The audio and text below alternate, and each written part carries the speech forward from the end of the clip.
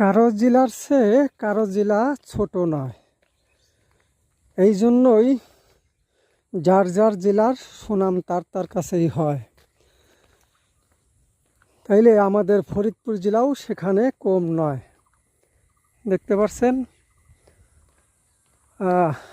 বিয়ের অনুষ্ঠানে আসছি, গাড়ি কমসে কম 1 কিলোমিটার 2 কিলোমিটার পিছনে রাইখে হাইটে হাইটে যাইতেছি মেয়ের বাড়িতে।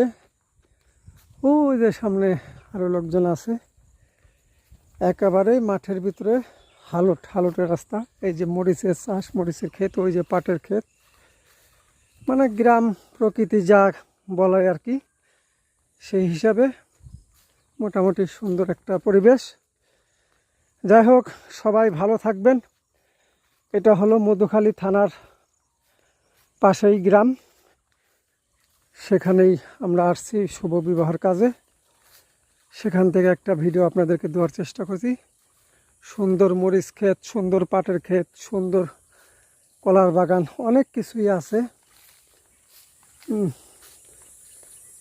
শহরের মানুষ এই সমস্ত ভিডিও দেখলে তাদের কাছে অনেক ভালো লাগে, গ্রামের মানুষের কাছেও ভালো লাগে, তবে হয়তো অনেকের কাছে লাগে না যে আমরা গ্রামে বাস করি সেই হিসাবে।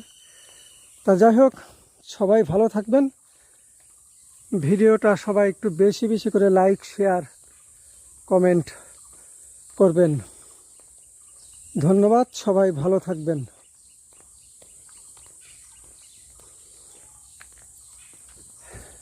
আর কত দূর যাব জানি না, 1.5 কিলোমিটার প্রায় হাইটে চলে আসলাম।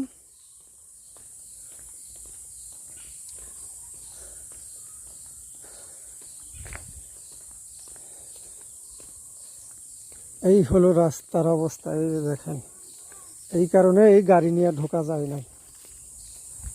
এই হলো অবস্থা, এই মাঠে নামার রাস্তা। এই গ্রামের মানুষের জন্য এইটাই মেন রাস্তা।